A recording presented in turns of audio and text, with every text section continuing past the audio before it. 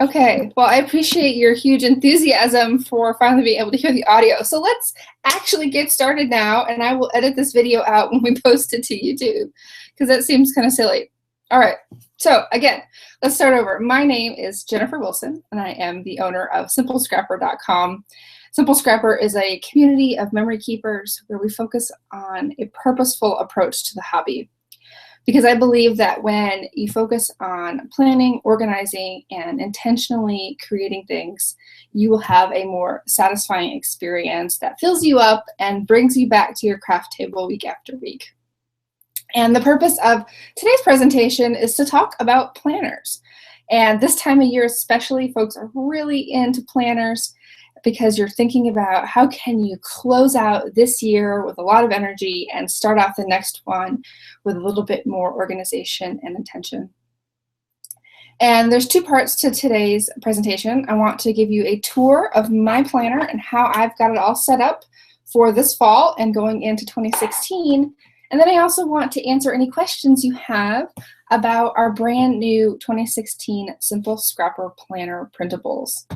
These are a collection of printable planner inserts for 5 different sizes of planners. We have 8.5 by 11 and A4 for those who, that's the international letter size.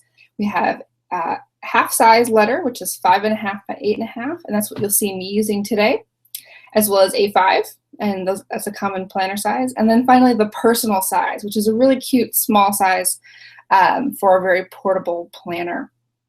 And these printables can be used with holes punched inside of your planner. You can use them in a disc-bound planner, whatever type that you want to use. You can also even use them on a clipboard if that makes sense to you. And particularly that 8.5 by 11 size is super flexible. You can just use a regular hole punch and put it in a binder and keep it on your desk. It's all about what works for you. And every time someone purchases the planner, you get all the sizes. You don't have to make a decision. You don't have to commit now to one size or another. And for example, sometimes I like to print out a big 8.5 by 11 sheet if I have a super busy day and I just want to mess it all up and put it on my desk. But then I have my smaller sizes in my planner that I use day to day and keep my longer term plans in. So it's all about that kind of customization. So what I'm going to do here in a minute is I'm going to switch the camera view so you can see my desk and we'll do the tour. But first I want to do the official icebreaker. Apparently I did that on mute earlier, and ask if you have any silly questions for me. And I want to just kind of get a little more familiar with you guys and let you hear a little bit more about me. And I'm going to try to go through these comments here because we have a lot about the audio, and I apologize for that. Let's see. So this is your chance to ask me any silly questions. You could ask me what kind of shoes I'm wearing, which is not any at all, and that's one of the reasons I work at home, so that I don't have to wear any shoes. Right. I'm so glad we were able to get the audio going, and I'm so glad that I have so many folks here today. It's super exciting. And I just love the Simple Scrapper community, and I'm really glad that we get to spend this time together.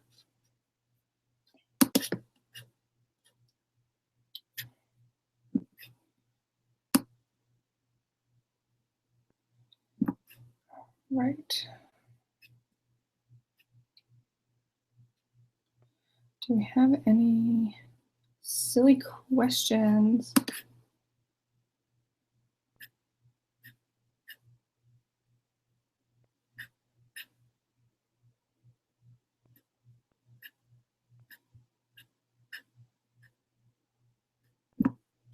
All right, okay, maybe we don't have any silly questions today.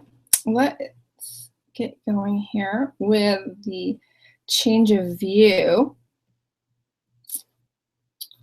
While I'm going through there, we do have some good questions. How did you get interested in water? So some of you know that I have a whole secret life where I work for the University of Illinois for the Illinois Water Resources Center. And I have a degree in geology and another one in soil and water science.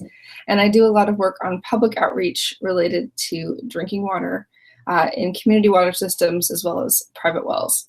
So I've always had a really strong affinity towards nature, spent a lot of time in it growing up. I was a Girl Scout, and I've always felt this kind of dual pull between the artsy, creative things, writing on one side, and I would put business kind of in that category too, and then science and nature on the other side.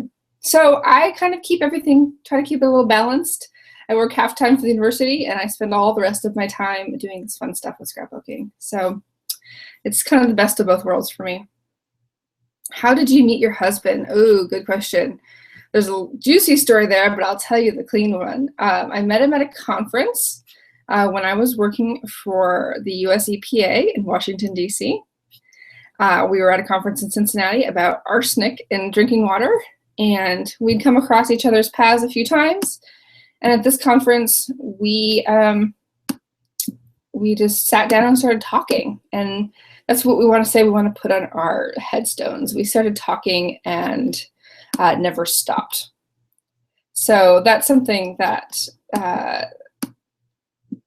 I think I would say communication is our #1 priority in our relationship, because that's really the foundation of how we met and what has made our relationship work over the years.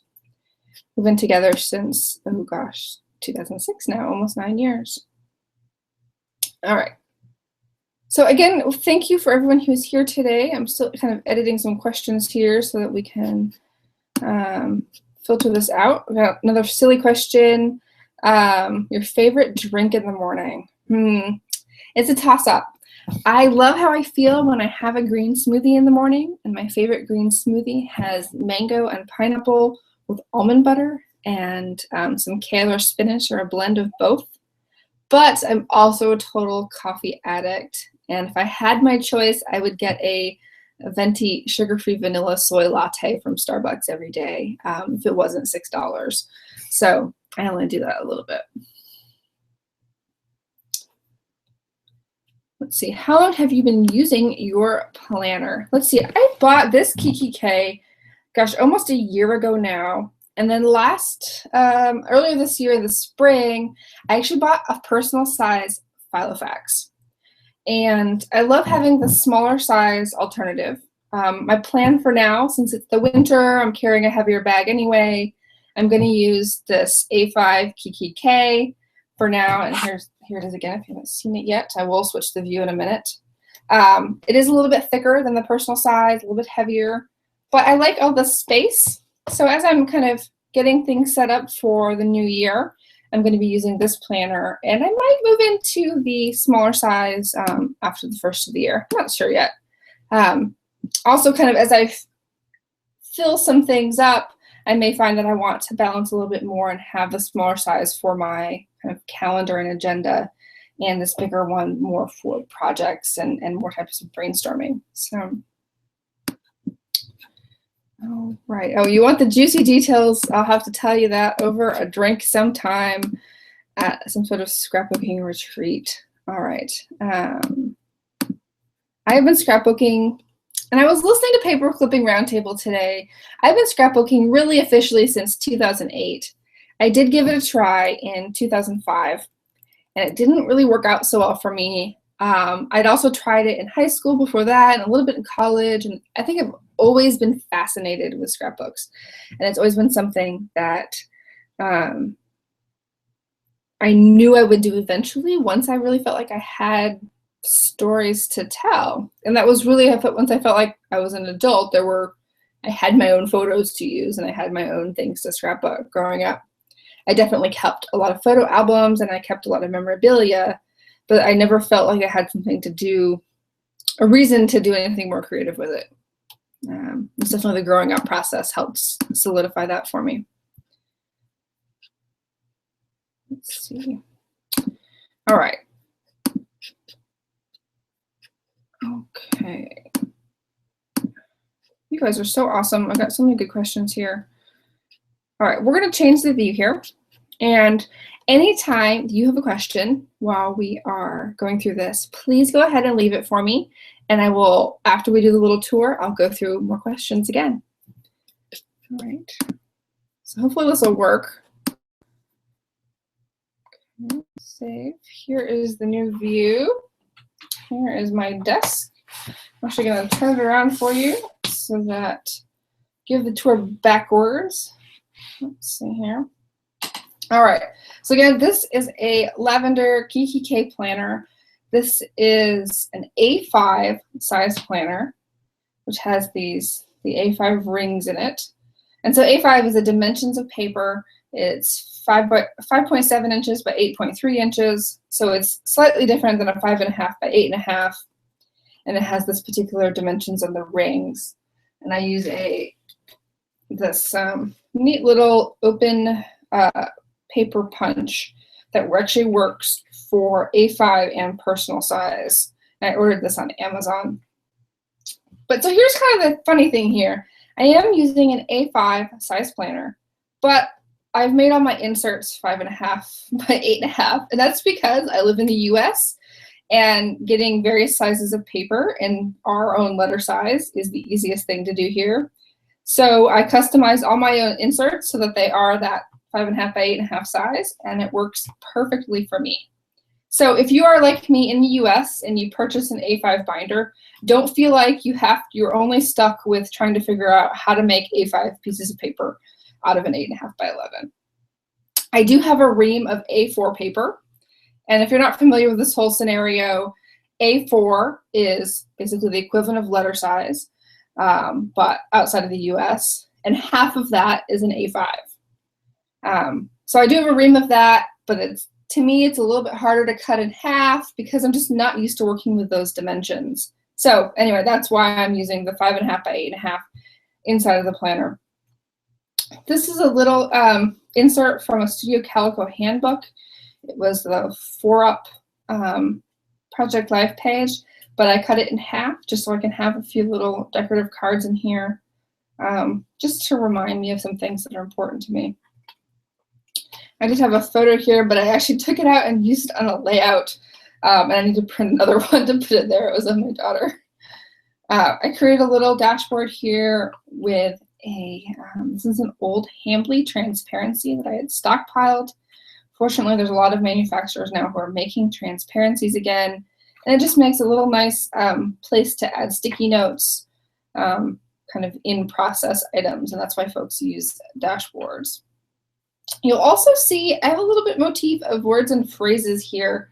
These are this is a Tim Holtz collection of black on white and white on black phrases. And I ended up using them just as decoration here and also on my notepad in the back. But I used them on my divider tabs as well. And my dividers say, be you bravely, be awesome today, be authentic, be fearless, and be amazed. And yes, I could have written very specific sections on there for calendar, daily agenda, but I just didn't want to do that. I also didn't want to potentially mess up and have my handwriting on there. I wanted a uniform approach. I didn't have the right kind of stamp. I didn't want to print it out. So I decided these stickers were the best thing for my tabs. For the dividers, I cut 5.5 by 8.5 sheets from pieces of double-sided pattern paper. These actually are all from the Amy Tangerine Stitched collection. So they coordinate well together. They're a very good weight. And then I use these tabs. They're just little adhesive tabs for my dividers. I chose not to laminate because A, I don't have a laminator, and B, I know I will get tired of this design before it would ever wear out. I like to change things up, and it's so easy to just cut a new sheet of pattern paper. I always have more pattern paper. So it didn't feel important to me to actually laminate the dividers. They're pretty sturdy. All right, so now we're getting into the meat of the planner here. Inside of the 2016 planner collection that I'm offering, I do have a little 2015 calendar as well as October, November, and December. And that's because I wanted you to be able to print out a calendar and start getting in the habit of using it right away and not have to wait for January 1st. So there's a lot of parts that even though it is a 2016 product, that you can start using it right away and then be raring to go come January. So this is the overview calendar page, and then this is what October looks like. You can see I have a very minimalist design. That's kind of my thing. It's why we're called Simple Scrapper, not just about design, but about keeping things simple so that you can be productive and efficient in what you're doing. It gives you a nice canvas if you want to keep it simple like I do. I'm using, highlighter and pen, very basic. Or if you want to dressy it up and be creative with it, that's totally up to you. It's just a solid, simple foundation. One thing that makes this calendar page a little bit different than what you'll see elsewhere is there's this column here called Focus On. And it allows you to select kind of a focus theme for the week. Maybe you're doing a Whole30. Maybe you really want to focus on layouts for a week. Maybe getting enough sleep is your priority for the week. So it allows you to just set a very clear priority of, this is what I'm going to work on this week, one thing at a time, and this is what it's going to be.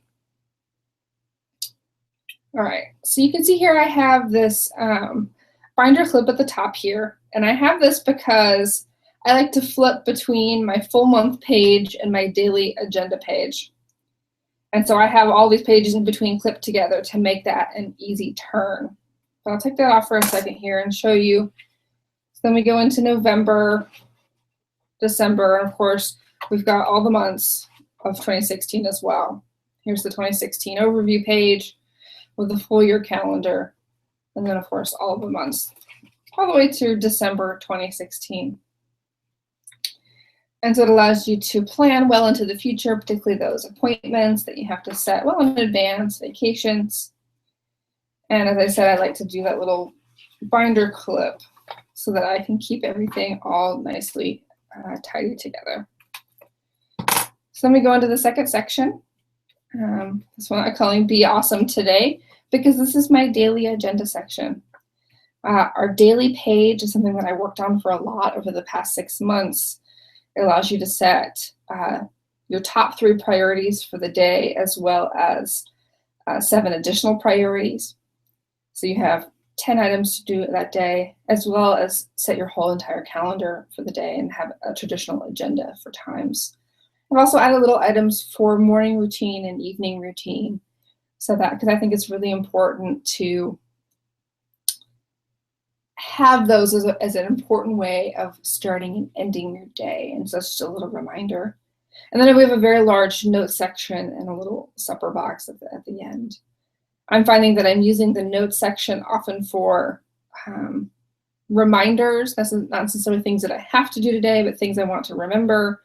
And even as a holding spot, one of the things I struggle with is things I want to look up on the internet, whether it's taping a TV show or who was in that movie, or look, there's a sale at Gymboree. So I will come across things about my day, but I don't want to get distracted. So my notes section here often becomes a nice little holding space for things I want to look up later when it's the right time. Inside of the planner collection, I have, this is a front page orientation with the large left margin. And then I'll also have pages with a large right margin for the back.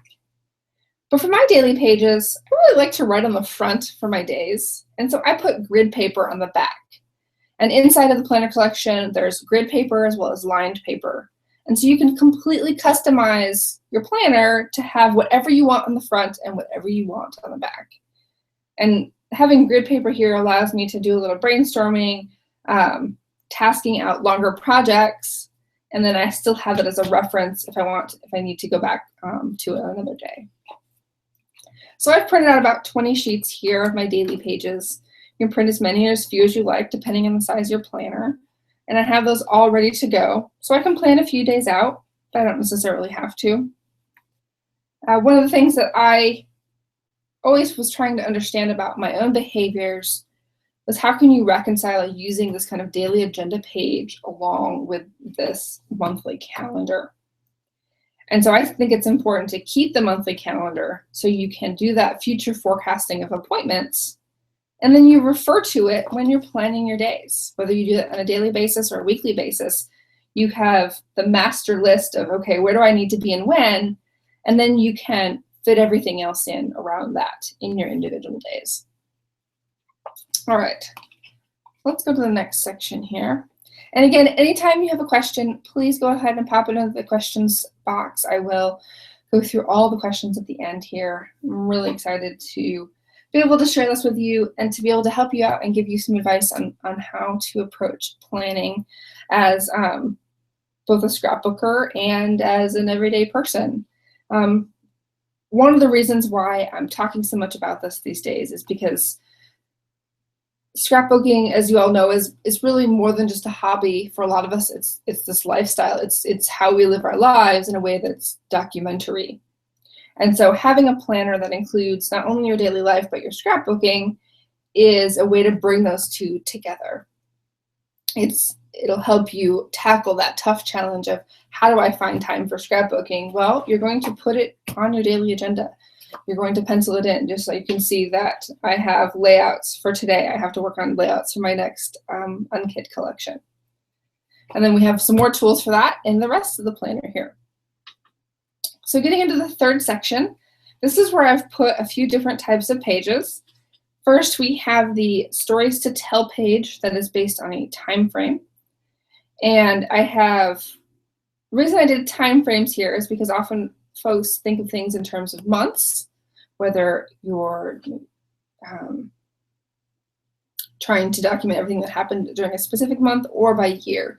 And so what I've done here is I've had year spans. I have 2011 and 2012, which is one album for me, 2013, 2014, and 2015. And these are different layouts that I have still on my docket. And most of these are actually photos I've already printed and pages that I want to make. But as I come across more ideas, I have a home for them so that I know what I still want to create for a particular album. And then there's another variation on the Stories to Tell page, and this is by category. And this is using Stacy Julian's Library of Memories categories, all about us, people we love, things we do, and places we go. So if you think in that manner, or you choose to organize your layouts in that manner, this is an alternate way to capture the stories that you want to tell in a format that's already kind of pre-organized for you. While you could have a long list of all the stories you want to tell, having them a little pre-organized helps you maybe balance what you're going to focus on, as well as see maybe what's most exciting to you right now. If you have this long list of projects that are from, say, 2013, but what's really exciting to you is what's in 2015 or what was in 2011, then that's what you can work on. The more you can organize this information, get it out of your head and onto paper, will help you actually be able to take action on it. All right, after that, we have the memory log section. And this one starts, I guess technically it could be used for any year, but I'm starting it for 2016. And these are something that we've done in the past in the Simple Scrapper Planner that the members really liked. And having just a simple numbered list for January, it's 1 to 31, so that you can use this for project life. You can use this just for documenting maybe a little quote or what day you did something, what day you took photos. It's a very simple list of keeping a record. You could use it as a daily gratitude journal, a one-line-a-day type of approach. It's a place to add reflections, add facts as kind of a repository before you do any processing of them, for this may become a layout. One thing that challenges me sometimes is things that happen in my life aren't necessarily going to immediately go on a layout as a kind of one-to-one thing. Just because we went to Disneyland doesn't mean I'm going to do a Disney layout. I may end up doing something about vacations. I may end up doing something about traveling with my daughter. So having this log gives you some brainstorming fodder for the actual stories you want to tell later. So that's why I have those both here in this section. All right, going into the next section. This is probably one of my favorite sections in the whole planner. This starts with the seasonal section. And I have this paper clip together here because the seasonal parts kind of all go together. Starting in 2016, you'll start with a victory log, and I have a place for 25 different victories. And then as well as the bottom, a layout tally.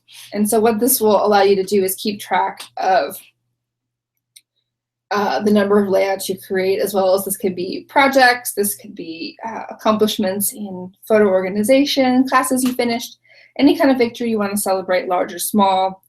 And then I have the layouts a little bit different because 25 may not be enough, or it may be plenty for you. So I wanted to create something special for those who are creating individual layouts.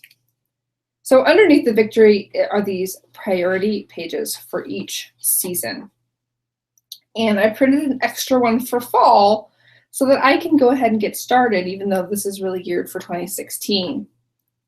So at the top, you have your top 5 priorities for the season. These are the big things that you'll feel really great if you accomplish by the end of this next 3-month period. And then you have action items for each month.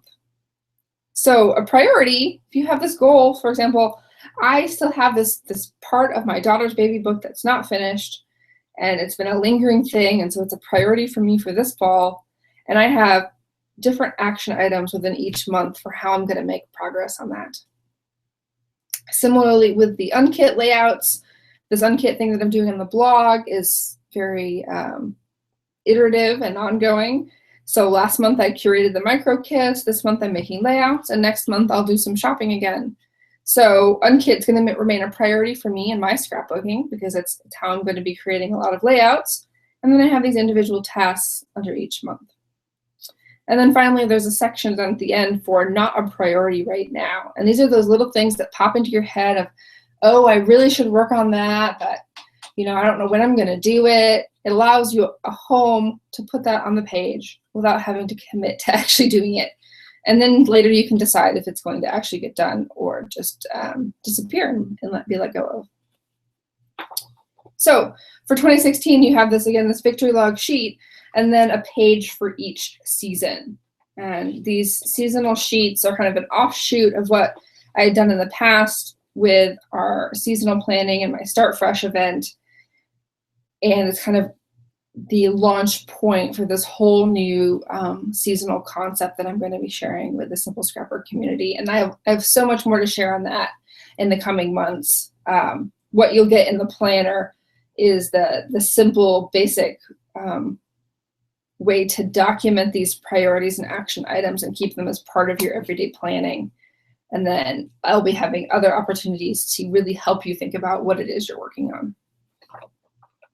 All right. And again, you can see here, I popped a little grid sheet on the back of my last page of my fall planner, just because you never have too much grid paper. All right, next we have a maintenance schedule. And I've not, because this is a brand new planner to me as well, I've not yet filled this one out. But the maintenance schedule are the tasks that you want to do on a recurring basis, whether that's daily, which could be offloading your camera, weekly, monthly, and annual. And it's a way to remind yourself that the things you do in scrapbooking are not just things that are one-off. It's not just a one-off project or a one-off layout, but there's actually these really important activities that you do on a recurring basis. And making these a priority helps you in the whole rest of the process. If you're keeping up with your photo library, if you're backing it up regularly, if you're taking good care of your supplies, actually creating layouts and pocket pages and mini books and all the things you do in scrapbooking later will be that much easier if you're kind of on top of things and doing really good kind of preventive maintenance, if you will. All that said, projects are really where it's at and what we really like about our hobby. So we have a long projects to create list. And I've written here my Unkit layouts. It's one project that I'm working on for number 1. And it's a place to put albums you're working on, photo books you want to create.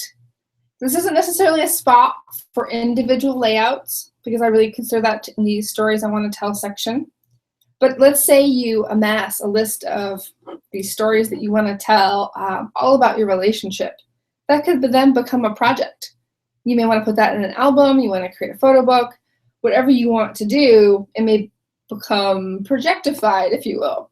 And that's how I approach a lot of things in scrapbooking. So what kind of bin can I put this in? So these Unkit layouts, I made them a project because it's one thing that I'm doing all together. I have these 5 layouts that I printed photos for in one batch. I gathered the kits together in one batch, and then I will sit down and I'll make all the layouts over a period of 2 days. And then finally, I'll photograph the layouts. So to me, these layouts are a project. And let's say you subscribe to a kit club, you can treat using that kit as a project as well. There's so many different ways to use projects, and I'll have more blog posts on that in the future, but that's how I tend to think about my scrapbooking. And even within an album, for example, my 2015 album, I would consider the project life pages a project, and then the layout's probably another project. And so each of these project planning pages allows you to kind of give a context, a meaning for it, describe the format with some products, and then have some action item steps that you can check off. So I printed quite a few. I think I printed maybe 10 project sheets here. So I know I want to be well prepared for 2016. And then there's one more sheet that we have in the section, and that is the classes to finish. If you take online classes or even offline classes, there's a place where you can note the name and instructor of the class, as well as check it off and have a place for notes underneath. It's a good place to write kind of your lessons learned and your takeaways from the class, that as you're going through it, you may only have a few things that you're taking away that you can have them documented here in your planner to reflect on later. And then on the back of that, I printed another piece of grid paper. All right, so in the last section here, this is the weekly section. And as you've seen earlier in the planner, I tend to use the monthly calendar and the daily sheets a lot. But there's been a lot of interest in weekly pages, and this is kind of my version A of that. I've had some interest in creating some different types of versions because everyone is very particular about how they do their weekly planning. So what I've done is I've created a quarterly weekly planner, which allows you to set a goal for the whole season on the front. And you remember, you can use this for your scrapbooking. This could be for your life. It could be for your exercise. Whatever your goal is for how you're using these pages, you can put in this box, scrapbooking or not. And then we have a very minimal weekly page here.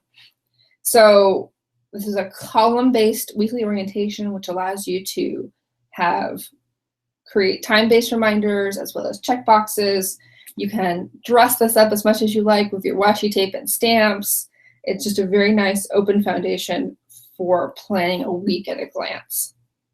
And depending on your needs and how you look at projects, this may be the orientation that really works for you.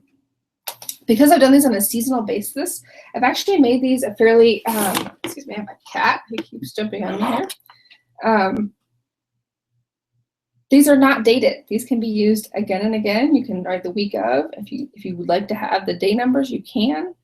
I wanted to make this super flexible so that you can use this format as much as you like.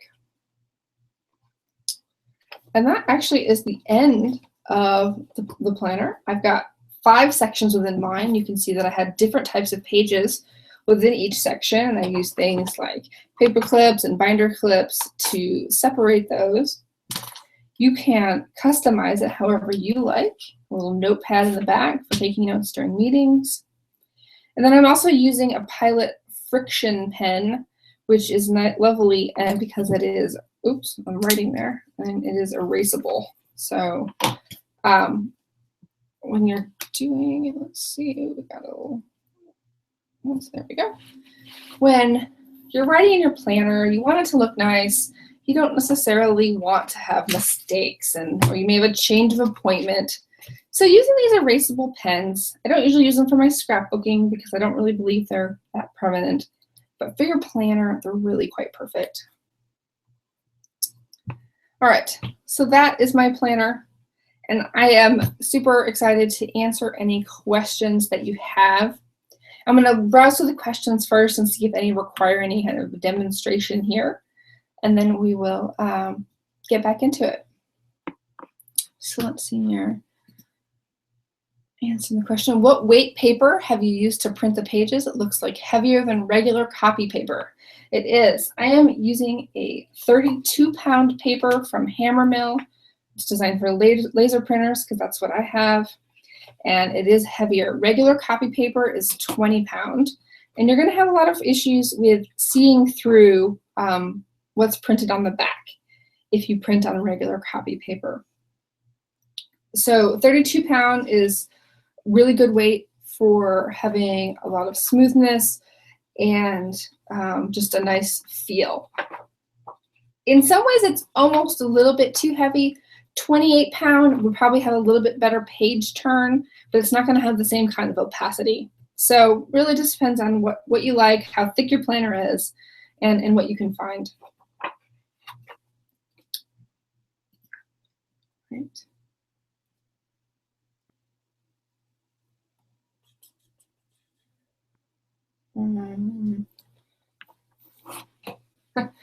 It's funny, Mrs. Wookie says here, she says, you buying a ream of A4 paper makes me laugh. I bring back 8.5, 11 card paper, cardstock and paper back from the US regularly. So I was able to find A4 paper on Amazon, but it seemed to be harder to come by than I would have liked.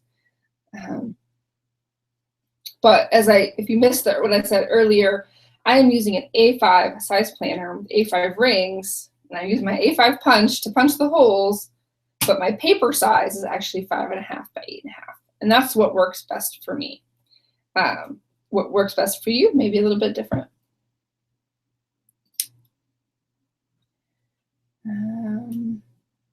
All right, I'm going to switch the view here and look at you in person again. All right, hello. All right, so let's answer some more questions. April, let's see, Honore asks, tips for double-sided printing. All right, so last year I did this a little bit differently. I provided 2 pages on 1 page for these smaller sizes, and we found it, almost everyone found it really difficult to print that way because it can get confusing over which way do you put the paper in and how do you make everything line up right. And so what I really recommend and what I've done for myself is pre-cutting any paper that's smaller. So if we're talking about A5, 5.5 by 8.5 or personal size, pre-cut the paper and then put that in your printer and print directly on it. And so I posted a picture on Instagram the other day of how inside your printer tray, you can, almost all printers have this, you can adjust the, basically the hugging ability of the paper tray to any size of paper. So cut your paper, put it in there, make it hug it, and then you tell your computer, I'm printing on this size of paper. And it will be super happy and it works really well. So what I do is I print all the odd pages first, and then I put them back in my printer, and then I print the even pages. You may need to practice once or twice to figure out which orientation to put your paper back in the printer because they all work so differently. But once you get the hang of it, it went really fast for me, and printing on pre-cut paper was totally much easier for me this year than what I tried to do last year, which was print 5.5 by 8.5 on a full page and then cut it in half. That did not work quite as well. Let's see here. So let's see, we answered that one. All right, Mrs. Wookie asks, do you use this planner for work as well? And so that's a yes and no. For all of my work, I actually keep my project planning inside of Asana on the computer. And I can access that via any computer, via that app on my phone, which is helpful for when I'm going to meetings.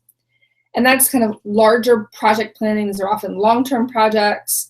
Even something like planning for a course I'm teaching at Simple Scrapper, I will have so many different hierarchies of tasks and also delegating those to other people. I do that inside of Asana. But when it comes to what I'm going to work on today, that's what goes inside of my planner for my work.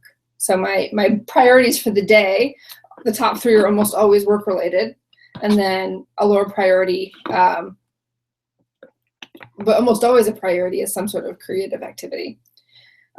So I do have those all together on the daily pages, but for my project planning, longer term, I don't have those pages in my planner because they are so layered and so many hierarchies, and I need that delegation as well.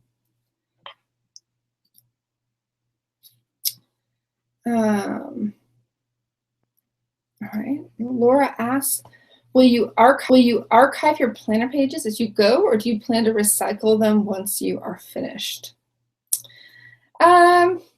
You know, for the most part, I've recycled them in the past. I can see the monthly calendars, archiving those, and particularly the memory log pages, depending on how I use those.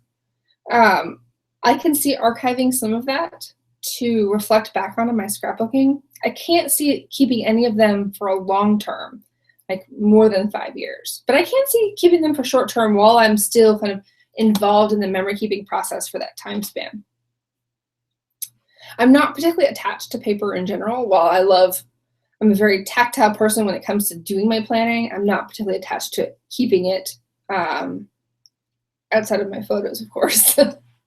So that's that part of that answer. And I think it's totally your own preference on what you want to keep and what's important to you and how much creative energy you're putting into it. I'm a very practical planner. I'm actually planning a little mini workshop on called practical planning.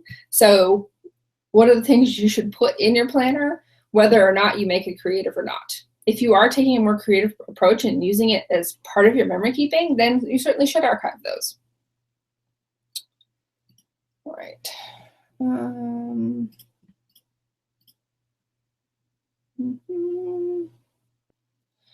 There's a quick question here. Are the planner pages only for print? So what I've done this year is this particular product that we're selling right now is meant for printing, and it is meant for inside of your ring bound or disc bound planner, your binder, or a clipboard.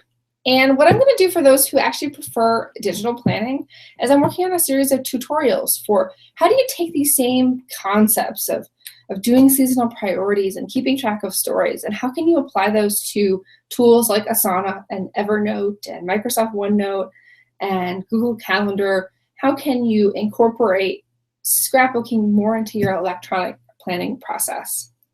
And based on the feedback that I've received, that seems to be the best approach, because those who aren't using a paper planner are doing it for a reason. They love their digital tools, and that's what they rely on. That's what works for them. And so I want to find a way to adapt these concepts to that tool rather than forcing somebody who likes things digital into my tool.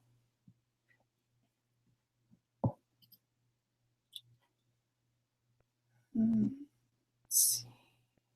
Going through the questions more here. Got about 10 more minutes, so I am happy to answer any more questions for you.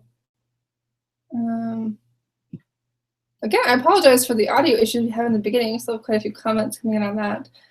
All right, so April has a question here. On the weekly section, are the daily columns lined or grid or just empty? And are the hours listed on the column like an appointment book? I couldn't see the detail in the video. And so I will switch my camera here.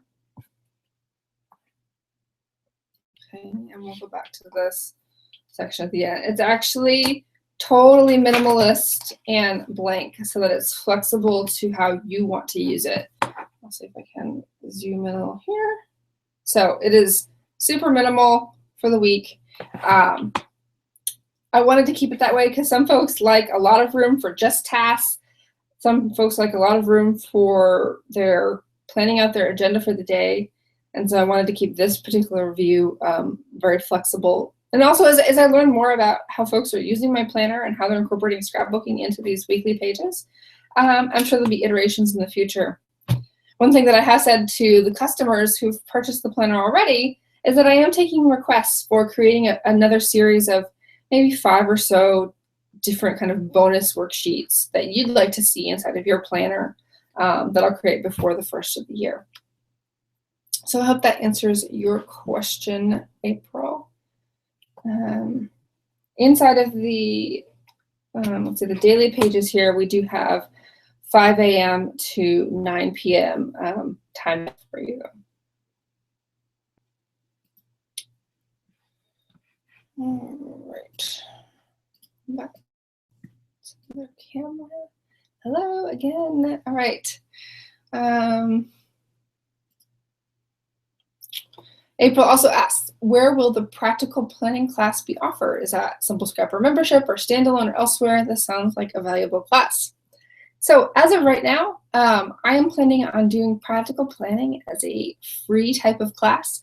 I am totally not sure on the format or the timing yet, but I'm imagining it as something that is completely free to the entire Simple Scrapper community.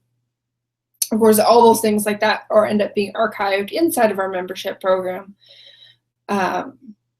One thing that I am doing, we're starting this in November as kind of a prototype with the members, is these new series of refresh events. So I mentioned that the seasonal concept, I'm kind of taking it to the next level.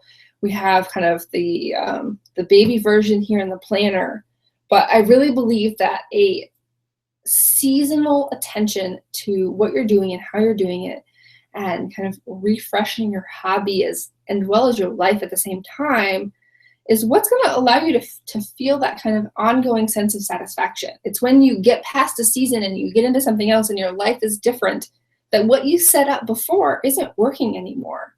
So I'll be hosting these refresh workshops. So these will be paid workshops that are paid as standalone or included in the Simple Scrapper membership. Our first one is in November, that is members only. So if you wanted to become a member, you could participate that way. And then our big launch will be in January for our very first winter refresh event. All right. Teddy says, the reason I'm digital now is because her printer broke. We haven't bought a new one yet.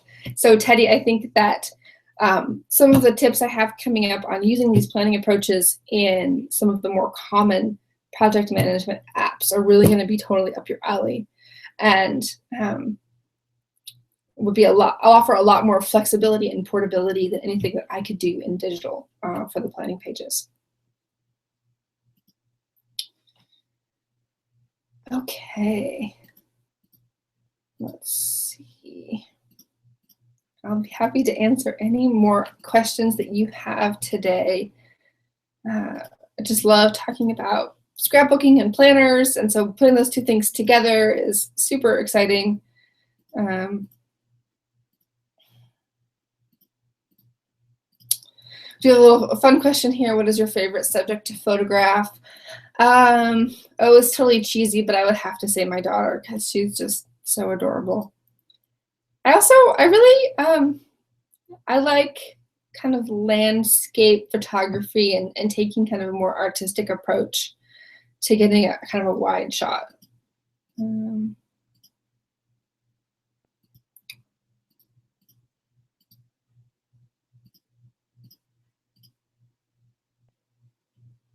All right.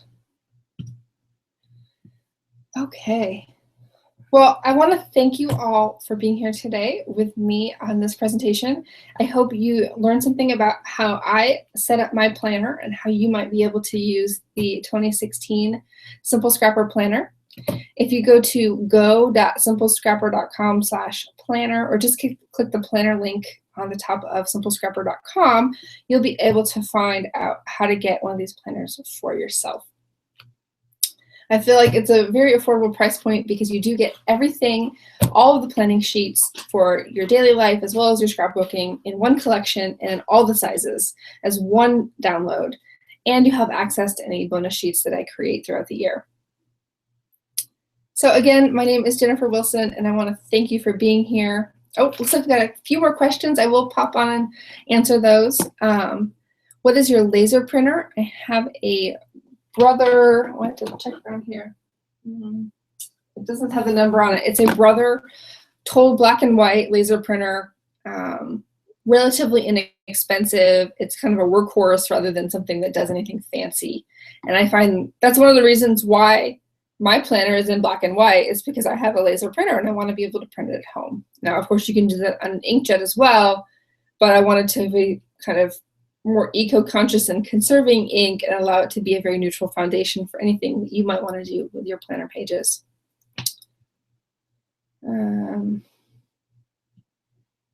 Let's see. Oh, we got some good questions here.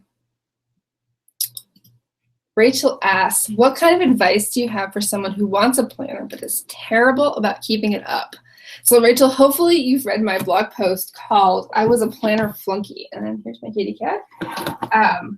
I used to have a really hard time with my planner. And I figured out that it was because I was trying to use a planner that was pre-set up for me, that it was mostly just a calendar in one format or another, and it required me to empty my brain into only one particular format.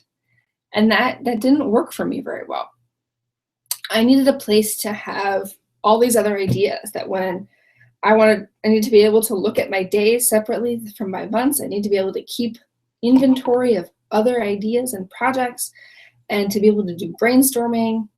And that's why it's really important to me to use this ring-bound planner, to have that flexibility to add any pages that I want, to customize a planner that meets my needs, versus buying one that may be totally beautiful, but maybe not something that you're able to keep up with because it's not made just for you.